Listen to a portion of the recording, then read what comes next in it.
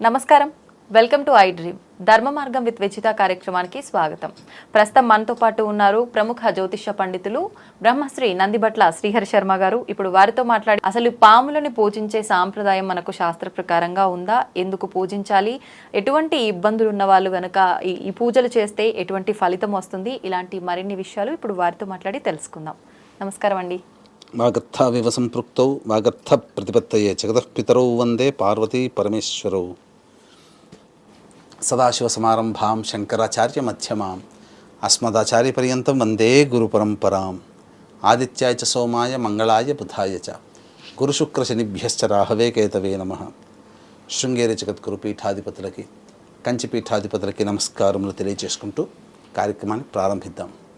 పాములు అనగానే భయం, విషసర్పాలు అని చెప్పి అందరం కూడా భయపడుతుంటాం, వాటికి దూరంగా వెళ్తుంటాం, వాటిని చంపే వాళ్ళు కూడా ఉంటారు. అంటే అవి మనం చూసి భయపడి అవి పారిపోతుంటాయి, మనం వాటిని చూసి పారిపోవడం పక్కన పెడితే చంపే వాళ్ళు కూడా ఉన్నారు. అసలు ఎందుకని ఇంత భయపడి మనం దూరంగా ఉండే విషసర్పాలను పూజించే సాంప్రదాయం మనకు శాస్త్ర ప్రకారంగా ఉందా? అసలు ఉంటే వీటిని పూజించడం వల్ల కలిగే ఫలితం ఏంటి? మామూలుగా అంటుంటారు కదా, సంతానం లేని వారు కానీ, ఆలస్యమైన వారు కానీ, వివాహం ఆలస్యమైన వారు కానీ ఇలా జంట నాగులకి పూజ చేసినా, పుట్టకి పూజ చేసినా కూడా తొందరగా ఫలితం ఉంటుంది అని చెప్పి, ఇదంతా నిజమే అంటారా? ఈ యొక్క నాగదేవత సాంప్రదాయానికి సంబంధించినటువంటి ఆరాధన విషయాల్లో కనుక చూసుకున్నట్లయితే ఇది కేవలం ఈ మధ్య కాలంలోనూ వచ్చింది కాదమ్మా, యుగ యుగాల నుంచి కూడా అవినాభావ సంబంధం ఉంది. అంటే మనం గమనించుకున్నట్లయితే మనం పూజించే దేవతామూర్తులకి ఈ యొక్క సర్పాలు ఆలవాలంగా ఉన్నాయి, ఆభరణాలుగా ఉన్నాయి. అవును. ఒకసారి మీరు గమనించుకోండి, విష్ణువుని చూడండి, శేషతల్పము అంటారు. అంటే సర్పముని ఆవాసముగా చేసుకుని అక్కడే పాన్పుగా ఉన్నటువంటి సందర్భం. అలాగే ఈశ్వరుని చూసుకోండి, ఆ ఈశ్వరుని యొక్క మెడలోనే నాగదేవత. అవునండి. అలాగే వినాయకుడిని చూసుకోండి, నాగబంధనం ఉంటుంది. అంటే మనకు ఒక గాథ ప్రకారము ఆ యొక్క పట్టాభిషేకం జరుగుతున్న సందర్భంలో బాగా భుజించినటువంటి వినాయకుడు అడుగులు సరిగ్గా వేయలేకపోవడం వల్ల కడుపు ఛిద్రమవుతుంది. ఆ ఛిద్రమైనటువంటి కడుపుని ఒక దగ్గరికి చేర్చినటువంటి విధానం నాగబంధనం అని కూడా అంటుంటారు. పైగా ఈ ఆలయాలకు కూడా నాగబంధనం అంటుంటారు. అవునమ్మా, నాగబంధనం అంటే ఇప్పుడు మనల్ని సంపదని కాపాడేటువంటిది విషనాగులు, వాటిని అక్కడ స్థిరింపజేసేసి బంధనం అనేటువంటిది ఉంటుంది. దాని కాపలాగా రోజులు, సంవత్సరాలు, యుగాల తరబడి నుంచి కూడా ఉన్నారు. కాపలా ఉండేలా ఉండాలంటే వాటికి మంత్రంతో ఏమైనా అలా చేస్తారండి? మంత్రబంధనంగా ఉంటుందమ్మా. నాగబంధనం అనేటువంటిది అది ఒక సపరేట్ చాప్టర్. అది అవకాశం, సందర్భం ఉన్నప్పుడు దాని గురించి విపులంగా మనం చర్చించుకుందాం. ఈ నాగబంధనం అనేటువంటిది ఏంటంటే మంత్ర యంత్ర తంత్ర సహితముగా చేసేటువంటి పూజా విధానంతో దాన్ని బంధింపబడి ఉంటుంది. దాన్ని ఓపెన్ చేయాలి, ఆ బంధనాన్ని తొలగించాలి అని అంటే నిష్ణాతులైనటువంటి తాంత్రికవేత్తలకి మాత్రమే అందులో ప్రవేశం ఉంటుందమ్మా. కాబట్టి ఇక్కడ మనకు శైవ పరివారంలో గనక మనం చూసుకున్నట్లయితే సుబ్రహ్మణ్య స్వామి సర్పానికి అధిష్టాన దేవతగా ఇప్పటికీ పూజించబడుతున్నాడు. కాబట్టి ఇది కేవలము మనకి ఈ మధ్యకాలంలో కాకుండా యుగ యుగాల నుంచి ఈ యొక్క పాములకి, మానవులకి అవినాభావ సంబంధం ఉంటుంది. ముఖ్యంగా ఈ యొక్క సృష్టి జగత్తు కూడా సర్ప విధానముగానే ఉంది. అంటే మనం గనక చూసుకున్నట్లయితే పురుషుని యొక్క కణము చూసుకున్న మైక్రోస్కోప్లో పెట్టి చూస్తే కదలికలన్నీ కూడా సర్పం ఏ విధంగానైతే సంచరిస్తుందో ఆ విధంగా సంచరిస్తుంది. ఇక మానవ దేహాన్ని గనక చూసుకున్నట్లయితే మానవ దేహంలో వెన్నుముక ఉంటుంది. మనం నిలబడడానికి స్ట్రైట్గా నిలబడతాం, కానీ మన దేహంలో ఉన్న వెన్నుముక ఇలా పాము ఆకారంలో ఉంటుంది. కాబట్టి ఏదైనా కానీ ఈ సర్పముతో అవినాభావ సంబంధం అనేటువంటిది ఉన్నది మాత్రము నిజము. అయితే పూర్వకాలంలో ఈ యొక్క సర్పము చేత సహవాసము చేసి సంతానాన్ని కన్నవాళ్ళు కూడా ఉన్నారు కర్ణాటక ప్రాంతంలో.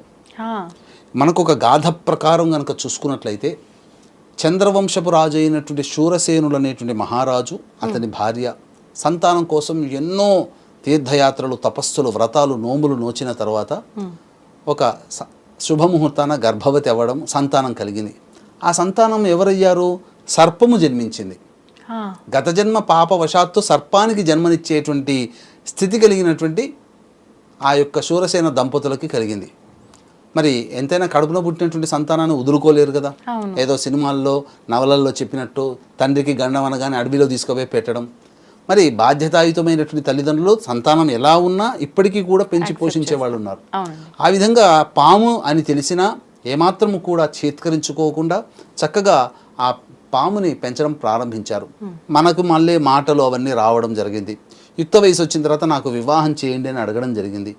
జరిగిన తర్వాత రాజులలో క్షత్రియుల్లో ఒక పద్ధతి ఎలా ఉంటుందంటే, వివాహ సమయానికి గనక ఆ యొక్క వరుడు వెళ్ళకపోతే ఆ వరుడు యొక్క కత్తిని గనక ఆ వివాహ సమయంలో గనక పంపిస్తే ఆ కత్తికి వివాహం జరిపించడం ద్వారా వివాహం చేసుకున్నట్టుగానే ఫలితం ఉంటుంది. ఆ విధంగా పాము అంటే భయపడతారేమో అని చెప్పి ఆ విధంగా కత్తినిచ్చి పంపించడం జరుగుతుంది. ఆ యొక్క రాజకుమారితో వివాహం జరుగుతుంది.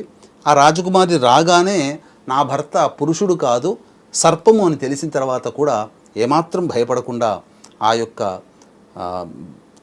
పతి ప్రేమని చూపుతూ, పతిపై ప్రేమను చూపుతూ భార్య ఎలా ఉండాలో ఆ విధంగా ఉండడం ప్రారంభించింది.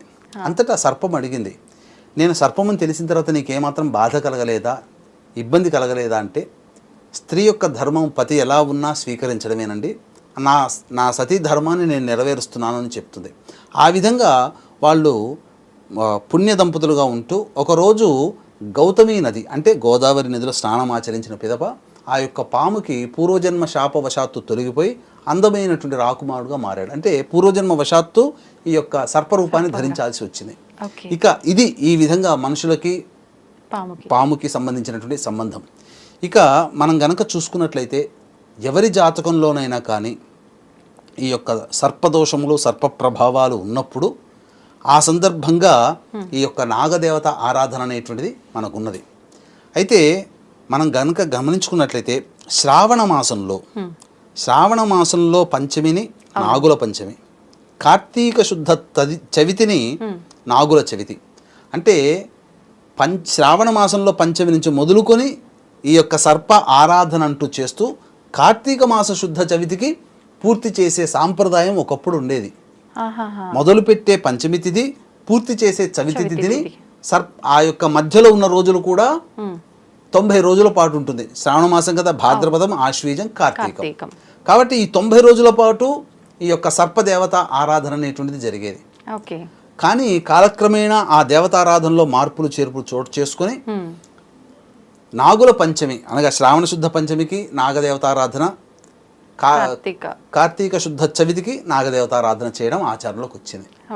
అయితే ఎవరెవరు ఎటువంటి సంబంధించినటువంటి దోషంతో బాధపడుతున్న వాళ్ళు ఈ నాగదేవతారాధన విశేషంగా చెయ్యాలి అని అంటే, ముఖ్యంగా కాలసర్ప దోషంలో జన్మించిన వాళ్ళు, వంధ్యత్వంతో బాధపడుతున్నటువంటి స్త్రీలు, అంటే ఏంటి, సంతానం కలగకుండా ఉండడం, తర్వాత సంతానము అందినా మిస్క్యారీస్ అవుతూ ఉండడం, ఇట్లాంటి వాళ్ళు, పురుష సంతానం కావాలని కోరుకునేటువంటి వాళ్ళు ఈ యొక్క దేవత ఆరాధన, సర్పదేవత ఆరాధన చేసినట్లయితే తప్పకుండా సంతానం కలుగుతుంది. అందుకనే పూర్వకాలంలో ఈ సంతానం కోసమై రావి చెట్టు కింద ఉన్నటువంటి నాగప్రతిమని పూజించి రావి చెట్టు చుట్టూ ప్రదక్షిణ చేసి పుట్టలో పాలు పోయడం ద్వారా సంతానాన్ని పొందిన వాళ్ళు ఉన్నారు.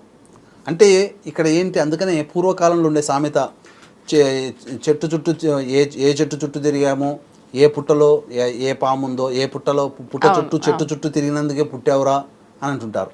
అందుకని ఇప్పటికీ కూడా సర్ప ప్రభావం వల్ల సంతానం కలిగినటువంటి వాళ్ళకి సుబ్బారావు, సుబ్బయ్య, సుబ్రహ్మణ్యం, సుబ్బలక్ష్మి, సుబ్బమ్మ ఈయన పేర్లు పెట్టుకుంటారు. సుబ్బ అనే శబ్దము సర్పానికి సంబంధించినటువంటి శబ్దం. కాకపోతే ఇక్కడ ఏంటంటే చాలా క్రోధము కలిగినటువంటి ఈ యొక్క సృష్టిలో మొట్టమొదటి ప్లేసు ఈ సర్పాలకే ఉంటుంది. కానీ ఎంత క్రోధం ఉన్నప్పటికీ కూడా మానవులు ఎవరైతే ఆ సర్పాలని ఆరాధన చేస్తారో ఆ సర్పదేవత అనుగ్రహం అనేటువంటిది వాళ్ళకి కలగడం, వాళ్ళ యొక్క సంకల్పం నెరవేరుతుంది.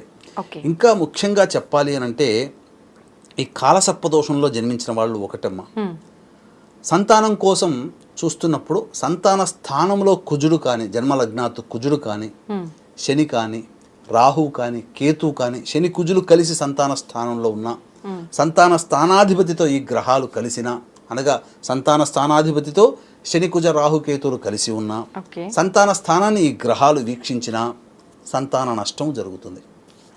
ఇక సంతాన కారకుడైనటువంటి గురువు నీచ అస్తంగత దోషం చెంది ఉన్న, సంతాన కారకుడైనటువంటి గురువు రాహుకేతులతో కలిసి ఉన్న దోషమే.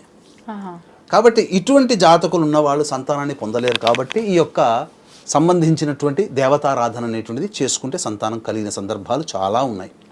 ఇక ముఖ్యంగా ఎవరి శరీరం అయితే, కొంతమంది బయటికి వెళ్ళగానే ర్యాషెస్ వచ్చేసేసి శరీరం కమిలిపోతుంది, అక్కడంతా కూడా ఎలర్జీ లాగా వస్తుంది. అలాగే ఎవరైతే చుండ్రుతో ఎక్కువగా బాధపడుతుంటారో, ఎవరైతే సొరియాసిస్తో బాధపడుతుంటారో, ఎవరైతే శ్వేత కుష్టు వ్యాధి అంటే బొల్లి అంటే ఏంటి, తెల్లటి చర్మం అంతా మెలనిన్ అంతా వెళ్ళిపోయి శరీరంలో తెల్లని ఆకృతి ఉంటుంది. అలాగే ఎవరైతే సొరియాసిస్లో ఉండే లక్షణం ఏంటమ్మా, చుండ్రులో ఉండే లక్షణం పైపొర ఊడిపోతుంది. ఇవన్నీ లక్షణాలు ఉన్నా, ఎవరికైతే కంటి సమస్యలు అధికంగా ఉంటాయో, చెవి సమస్యలు అధికంగా ఉంటాయో, మాటలు రాకుండా ఉంటాయో, అలాగే మెంటల్లీ హ్యాండిక్యాప్డ్గా ఉంటారో వాళ్ళందరూ ఈ సర్పశాప ప్రభావం వలన జన్మిస్తారు. అందుకనే ఆ కుటుంబాలలో గనక మనం గమనించుకున్నట్లయితే ముందు తరాల్లో తండ్రి వైపు తల్లి వైపు 3 తరాల్లో ఖచ్చితంగా దేవతా సర్పాన్ని అనగా తాచుప్రాముని నాగుప్రాముని సంహరించిన సందర్భాలు ఉన్నాయి. ఉంటేనే ఇటువంటి లక్షణాలు కలిగినటువంటి సంతానం కలుగుతుంది, లేదా అసలు సంతానమే కలగకపోవచ్చు. మీకు గనక గమనించుకున్నట్లయితే సచిన్ టెండూల్కర్, సౌరవ్ గంగూలీ, పెద్ద పెద్ద సెలబ్రిటీసు కాళహస్తి ఇతరత్ర సుబ్రహ్మణ్య క్షేత్రాల్లోకి వెళ్ళి ఎందుకు చేసుకుంటారు? టెండూల్కర్ వారి యొక్క తరంలో, ముత్తాతల తరంలో దేవతా సర్పం ఇంటికి వస్తే సంహరించారు. ఆ ప్రభావం వలన కొన్ని ఇబ్బందులు అనేటువంటివి ఎదుర్కొంటున్నారు. అందుకనే వచ్చి చేసుకోవడం జరిగింది. ఇది ఏ గూగుల్లో వెతుకున్నా దొరుకుతుంది మనకు. అంటే సృష్టి మొత్తంలో కూడా గమనించుకుంటే చర్మాన్ని వదిలేటువంటి ఏకైక జీవి సర్పం, కుబుసం విడుస్తుంది. మరి మన చర్మంలో, మన శరీరంలో ఎలర్జీ వచ్చి పొట్లు పొట్లుగా రాలేది, సొరియాసిస్ వచ్చి పొట్లు పొట్లుగా రాలేది, చుండ్రు వచ్చి రాలేది చర్మమేగా, అదేం కాదు. అందుకనే సుబ్రహ్మణ్య స్వామి ఆరాధన చేసిన వాళ్ళకి ఈ మందు తీసుకోవడం ద్వారా కనుక అనారోగ్యం వచ్చినప్పుడు ఖచ్చితంగా డాక్టర్ని సంప్రదించాల్సిందే. కానీ ఎక్కువ రోజులు అయిన తర్వాత వ్యాధి తగ్గేటువంటిది ఈ సుబ్రహ్మణ్య స్వామి, ఈ సర్పదేవత ఆరాధన గనక చేసినట్లయితే తొందరగా తగ్గుతుంది. అందుకనే ఇటువంటి సమస్యలు ఉన్నటువంటి వాళ్ళు ఖచ్చితంగా సుబ్రహ్మణ్య స్వామి ఆరాధన అనేటువంటిది చేయాలి. అయితే ఈ సుబ్రహ్మణ్య స్వామి ఆరాధనలో చాలామంది చేసేటువంటి తప్పులు ఏంటంటే విపరీత పోకడలు పోతున్నారు. అంటే ఎందుకు అనంటే సర్పములు, ఇక్కడ మనకు ఒక శాస్త్రం ఉంది, గజానాం మందబుద్ధి సర్పాణం అతినిద్ర బ్రాహ్మణానాం అనేకత్వం త్రిభువన్ లోకోపకారై. సర్పములు ఎప్పుడు నిద్రపోతుంటాయి, ఎప్పుడు మేల్కొనవు. అడవిలో ఉండే ఏనుకి మందబుద్ధి ఉంటుంది, తెలివి ఉండదు, అంత పెద్ద శరీరం ఉన్న. బ్రాహ్మణులు ఎప్పుడూ కూడాను ఒకరిగా కలిసి ఉండరు. ఈ 3 ఇలా ఉండడమే మంచిది. ఈ 3 వ్యతిరేకం అయితే సృష్టి నాశనం అయిపోతుంది. ఏనుక్కే బుద్ధి ఉంటే రాజే కూర్చుంటుంది సింహం ప్లేస్లో. పాములు ఎప్పుడు పడుకోకుండా ఉంటే ప్రపంచాన్ని చుట్టూ వచ్చి ఎవరిని పడితే వాళ్ళని కాటేస్తుంటుంది. బ్రాహ్మణులు ఒక తాటికి వచ్చి అందరూ ఒక దగ్గరగా ఉంటే వాళ్ళని జయించేవాళ్ళు లేరు. కానీ ఇవి ఎప్పుడు కూడా సృష్టికి విరుద్ధం కాబట్టి ఇవి ఎప్పుడు కలవవు, ఇవి జరగవు. ఇక అంతే, భయపడాల్సిన పని లేదు. కాబట్టి ఈ సర్పములు అనేటువంటిది ఏంటంటేనమ్మా, ప్రధానంగా సర్పములు క్షేత్రాలు ఏంటి, వల్మీకములు అంటే పుట్ట. ఆయా రత్నాకరుడు అనేటువంటి వ్యక్తి నారద మహర్షి ఉపదేశం చేత మంత్రాన్ని ఉపాసన చేశాడు కాబట్టి ఒళ్ళు తెలియకుండా కూర్చున్న చోటే ఉండే మంత్రాన్ని ఉపాసన చేయడం ద్వారా మొత్తం ఆయన చుట్టూ పుట్టలు వచ్చేసేసాయి. బ్రహ్మ ప్రత్యక్షమయ్యి వరం ఇచ్చాడు, ఓ వాల్మీక రా బయటికి అంటే, వాల్మీకి అంటే పుట్టలోంచి బయటికి వచ్చినవాడు కాబట్టి వాల్మీకుడు అయ్యాడు, వాల్మీకి అయ్యాడు. వాల్మీకి అనే పదానికి అర్థం అది. అంతకుముందు రత్నాకరుడు అనేటువంటి పేరు. ఇక ఎందుకో ఈ విధంగా చెప్పాల్సి వచ్చిందనంటే, పాములకి నివాస స్థానములైనటువంటి పుట్టల్ని తొలగించిన ఆ దోషం పడుతుంది. అందుకనే పాము పుట్టల్లో దేవతా సర్పాలు ఉంటాయి. అసలు పుట్టలే కనుమరుగైపోయినాయి. ఇప్పుడు కనుమరుగైపోయినాయి. పాములు ఉంటాయంటారా? ఉంటాయమ్మా. ఇప్పటికీ కూడా కర్నూలు సంబంధించిన అడవుల్లో, కర్ణాటక అడవుల్లో, శ్రీశైలంకి వెళ్తుంటే చాలా పెద్ద పెద్ద పుట్టలు ఉంటాయి, వాటిల్లో ఉండే అవకాశం ఖచ్చితంగా ఉండే అవకాశం ఉంటుంది. అయితే నాగమణి అని అంటుంటారు కదా, అవును. ఎలా వస్తుంది నాగమణి అని అంటే, పుట్టిన దారభ్యత 100 సంవత్సరాలు జీవించి ఉన్నటువంటి పాము నోటిలో ఉన్నటువంటి విషము కంఠంలో ఆగిపోతుంది. ఆ కంఠంలోనే ఆగిపోయి మణిలాగా తయారవుతుంది. ఆ మణి నాగమణి. కానీ ఎవరిని కరవకుండా 100 సంవత్సరాలు ఉండాలి కదా. అవును. ఇప్పటికీ కూడా నాగమణిని ధరించినటువంటి పాములు కర్నూలు అడవుల్లో ఉన్నాయి, కర్ణాటక అడవుల్లో కూడా ఉన్నాయి. అటువంటిది ఆ పుట్టల్లో ఉంటుంది పాములు. అందుకనే మనకు సామెతలో ఏ పుట్టలో ఏ పాము ఉందో అంటుంటారు. అంటే దాని అర్థం ఏంటి? ఆ పుట్టల్లో తొలగిస్తే అందులో దేవతా సర్పాలు ఉండవచ్చు, మామూలు సర్పాలు ఉండవచ్చు. దేవతా సర్పం ఉంటే దోషం చేసిన వాళ్ళం అవుతాం కాబట్టి పుట్టల్ని తొలగించకూడదు అనేది మనకు ఆచారంగా వచ్చింది. కాబట్టి ఇట్టి దేవతా సర్పాలని గనక ఇబ్బంది పెట్టినట్లయితే ఇటువంటి దోషాలు ఉంటాయి. కాబట్టి చాలామంది చేసేటువంటిది ఏంటంటే, ఈ నాగుల చవితి, నాగుల పంచమి రాగానే, లేదా మామూలు రోజుల్లో చవితి, పంచమి, షష్ఠి తిథుల్లో, మంగళవారం రోజుల్లో పులోమని గుంపులు గుంపులుగా వెళ్ళిపోయి ఆ పాము పుట్ట చుట్టూ మాట్లాడుకుంటూ ప్రదక్షిణలు చేస్తుంటారు. 3 ప్రదక్షిణలు చాలమ్మా. పైగా పసుపు కుంకుమ కొట్టుకొని ఆ మొత్తం జల్లుతూ ఉంటారు. శాస్త్ర ప్రకారం ఇప్పుడు దొరికే పసుపు సరైనది కాదు. పైపెచ్చు పాములకి పసుపు గనక అంటితే ఎనర్జీ వస్తుంది. పైగా చాలా మంది పాము పుట్టల్లో పాలు పోస్తుంటారు, పాలు పోయి కోడిగుడ్లు పెడతారు. ఇవన్నీ కూడా చెయ్యకూడదు. ఇవన్నీ విపరీత చర్యలు సినిమాల్లో చూసి చేస్తున్నారమ్మా. మరి అసలు చేయాల్సింది ఏంటనంటే, అలంకరణ చేయాలి. పుట్టకి జస్ట్ బొట్టు పెట్టాలి. బొట్టు పెట్టమన్నారు కానీ చెప్పి కిలోల కొద్ది పసుపులు కుంకుమలు జల్లేసి వస్తే ఎట్లమ్మా? చెయ్యకూడదు. పాముకి ఇబ్బందికి పడుతుంది. ఆ విధంగా కేవలం ఒక బొట్టు పెట్టి అలంకరణ చేయాలి పాము పుట్టకి. చేసిన తర్వాత ఓం సం శరవణ భవాయ నమః అను నామాన్ని కానీ, లేదా ఓం హ్రీం మానసాదేవి నమః అనే నామాన్ని కానీ అలా జపించుకుంటూ ముమ్మార్లు ప్రదక్షిణ చేసి అప్పుడు ఆ పుట్ట దగ్గర ఉన్నటువంటి మట్టిని తీసుకొని 2 చెవులకి రాసుకోవాలి. దోషం ఈ విధంగా రాసుకోవడం ద్వారా ఆ దోషం పోతుంది. ఏదైతే మన సర్పదోషం ఉంటుందో ఆ దోషం పోతుంది. ఇక తరువాత రావి చెట్టు దగ్గర ప్రతిష్ఠ చేయబడినటువంటి విగ్రహానికి పంచామృతాలతో అభిషేకము జరిపించి రావి చెట్టు చుట్టూ కూడాను ప్రదక్షిణ చేయాలి. ఈ విధంగా చేసినట్లయితే సర్పదోషం అనేటువంటిది తొలగిపోయి అనుకున్నటువంటి పనులు కూడా నెరవేరుతాయి. ఇక దీనికంటే ముందు మనము ఇక ఈ కార్యక్రమాన్ని ముగించే ముందుగా మనం ఒకటి చెప్పుకోవాలమ్మా. ఏంటంటే, విజయాన్ని పొందాలి అని అంటే ఏం చెయ్యాలి? ఈ యొక్క నాగుల చవితి రోజున తలపెట్టినటువంటి కార్యము గనక దిగ్విజయంగా పూర్తి కావాలంటే ఈ నాగుల చవితి మంగళవారం వచ్చింది, ఆ రోజున ఏం చెయ్యాలి అనేటువంటి విషయాల్ని మనం తెలుసుకుందాం. వీక్షించేటువంటి ప్రేక్షకులకి గమనిక, ఈ యొక్క కార్తీక పౌర్ణమి సందర్భంగా త్రిపురాసులను సంహరించబడినటువంటి క్షేత్రము త్రిపురాంతకము, సాక్షాత్తు ఈశ్వరుని యొక్క క్షేత్రం అది. ఆ క్షేత్రంలో కార్తీక పౌర్ణమి సందర్భంగా నవంబర్ 15వ తారీఖు రోజున జాతకరీత్యా కలుగు విద్య, వివాహ, ఉద్యోగ, దాంపత్య, సంతాన, అనారోగ్య సమస్యల నివారణకి సర్వదోష నివారణ పూజలు, హోమాలు అనేటువంటి పర్ హెడ్ 1500 రూపాయలకి చేయించడం జరుగుతుంది. అవకాశం ఉన్న వాళ్ళు కార్యక్రమ తదనంతరం కాంటాక్ట్ చేసి పూర్తి వివరాలు తెలుసుకోవచ్చు. ఇక విషయాల్లో గనక వచ్చినట్లయితేనమ్మా, అనాదిగా వస్తున్నటువంటిది ఆచారం ఏంటనంటే, ఈ సర్పములు ఎక్కడైతే తిరుగుతుంటాయో ఆ తిరిగే ప్రదేశంలో గనక వాళ్ళు ఏదైనా ఒక శుద్ధ కొత్తటి వస్త్రం గనక పెట్టినప్పుడు అది దాన్ని దాటుకుంటూ గనక వెళ్ళి ఆ వస్త్రాన్ని ధరించినట్లయితే తప్పకుండా విజయం సాధిస్తారు. దొరకదు. కాబట్టి దీనికి ప్రత్యామ్నాయంగా ఏం చెయ్యాలి? పాములు తిరిగే చోట ఇప్పుడు ఉన్నామా మనం? లేము. కాబట్టి పాములు ఉండే చోట ఏంటి? పుట్ట. కాబట్టి స్త్రీలైనా పురుషులైనా కానీ వస్త్రములను తీసుకుని వెళ్ళి ఆ పాముకి పుట్టకి 3 సార్లు అద్ది ఆ వస్త్రాన్ని మళ్ళీ వేసుకొని గనక ఏ పని మీద వెళతారో ఆ పని దిగ్విజయంగా పూర్తవుతుంది. ఎవ్వరైనా కానీ.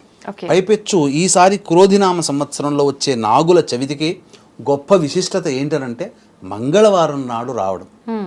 ఏంటి మంగళవారం నాడు సర్పానికి అధిష్టాన దేవత ఎవరు? కుజుడు. మరి అట్టి కుజుడికి సంబంధించిన వారం మంగళవారం కదా. ఇంకొక విశిష్టత ఏంటనంటే, ఆ రోజు భౌమ చతుర్థి. మంగళవారం చవితి వస్తే భౌమ చతుర్థి అని చెప్పి ఆ రోజున విశేషంగా గణపతికి, సుబ్రహ్మణ్య స్వామికి పూజలు చేస్తే ఎక్కువ ఫలితం వస్తుంది.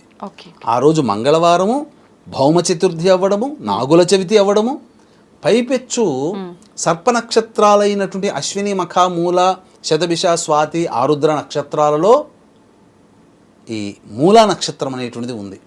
అంటే కేతుకు సంబంధించిన నక్షత్రం. అంటే కేతు ఎవరు? దేవతాంశ సంభూతుడు. రాహు రాక్షసాంశ సంభూతుడు. అంటే దేవతని సూచించే గ్రహం కేతు, రాక్షసుని సూచించే గ్రహం రాహు. రెండు రాక్షస గ్రహాలే, కానీ జ్ఞానము మోక్షాన్ని ఇస్తాడు కేతు. కాబట్టి జ్ఞానం కోసం పాటుపడే వాళ్ళు, తెలివి కావాలనుకునే వాళ్ళు, మాటలు రావాలనుకునేటువంటి వాళ్ళు, అటువంటి వాళ్ళందరూ కూడా జీవితంలో ధ్వజం అంటే కేతుకున్నటువంటిదే ధ్వజాకార మండలి అంటే పతాకం ఉంటుంది. ఆయన గుర్తు ఏందనంటే పతాకము. పతాకం ఎప్పుడు ఎగరేస్తాం? విజయం వచ్చినప్పుడే కదా. విజయమే ఉన్నది పతాకం. కాబట్టి మనకు విజయం పొందాలి, ఏ పనిలోనైనా విజయం పొందాలన్నప్పుడు ఈ క్రోధినామ సంవత్సరంలో మూలా నక్షత్రంతో ఉన్నటువంటి చవితి రావడం చాలా విశేషం. అందున మధ్యాహ్న సమయంలో రాహుకాలం ఉంటుంది.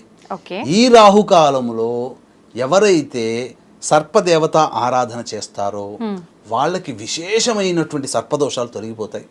కానీ మధ్యాహ్నం టైం అంటే ఆఫీసులకు వెళ్ళే వాళ్ళు కానీ తప్పదమ్మా. ఆఫీసులకు వెళ్ళే వాళ్ళు ఉంటారు, ఇంట్లో ఆడవాళ్ళు చేయండి, తప్పేముంది. ఆ రోజు సెలవు పెట్టుకోండి. నెలలో ఒక రోజు సెలవు ఇస్తారు, మన కోసం పెట్టుకున్నాం. ఎక్కడైనా బయట ఫ్రెండ్స్తో వెళ్ళడానికి కోసం ఒక నెలలో ఒక రోజు పెట్టుకుంటాం కదా, అదే మన దేవత కోసం పెట్టుకున్నట్టుగా పెట్టుకోండి. ఆ ఒక్కరోజు సుబ్రహ్మణ్య క్షేత్రాల్లో ఎక్కడైనా వెళ్ళి ఆ సుబ్రహ్మణ్య దేవతారాధన చేయండి. విశేషమైనటువంటి పుణ్య ఫలితం కలుగుతుంది. తద్వారా గొప్పదైనటువంటి యోగం కలుగుతుందమ్మా. మామూలు విషయం కాదు. సాధారణంగా నాగుల చవితి, మంగళవారము, మూలా నక్షత్రము, అందున రాహుకాలంలో ఈ యొక్క సర్పదేవత ఆరాధన కనుక చేసినట్లయితే తప్పకుండా మంచి జరుగుతుంది. ఇప్పుడు ఈ చవితి పంచమికి చేయాల్సిన పూజలు చాలా మంది తెల్లవారుజాము నుంచే స్టార్ట్ చేస్తారు, కానీ కొంతమంది ఇట్లా వెళ్ళిన వాళ్ళు ఈవినింగ్ కూడా చేస్తుంటారు. నిజంగా పుట్ట దగ్గర చేసే కార్యక్రమాలు సాయంకాల సమయంలో చేయొచ్చు అంటారా? సూర్యాస్తమైన తర్వాత పనికిరాదమ్మా. సూర్యాస్తమైన లోపల చేయొచ్చు, ఎందుకంటే సూర్యాస్తమైన తర్వాత పాములు బయటకు వచ్చే సందర్భం కదా, అందుకని చేయకూడదు అని అంటారు రాత్రిపూట. అందుకని ఆ విధంగా సూర్యోదయం నుంచి సూర్యాస్తమైన లోపల చేయొచ్చు. ఇంకా ఉపవాసం ఉండి గనక సుబ్రహ్మణ్య స్వామికి విశేషంగా చేసుకుంటే, అసలు నాకు చెప్పినట్లయితే ఆ చవితి రోజున రాహుకాలంలో సుబ్రహ్మణ్య స్వామి హోమం జరిపించుకోండి. అసలు ఇంకా విజయం అంటే విజయమేనా, అందులో ఇంక ఏమాత్రం సందేహం లేదు. అది మాత్రం చెప్పగలను. ఏ పని అనుకున్న ఆ పనిలో విజయం అయిపోతుంది. సంతోషం అండి, చాలా చక్కగా వివరించారు నాగుల చవితి విశిష్టతని, ఆ రోజు చేయాల్సిన విధి విధానాలను కూడా. ధన్యవాదాలు. సర్వం శ్రీ ఉమామహేశ్వర పరబ్రహ్మార్పణమస్తు.